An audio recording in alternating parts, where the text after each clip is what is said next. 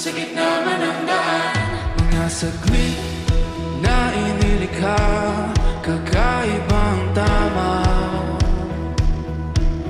ng sinag sa iyong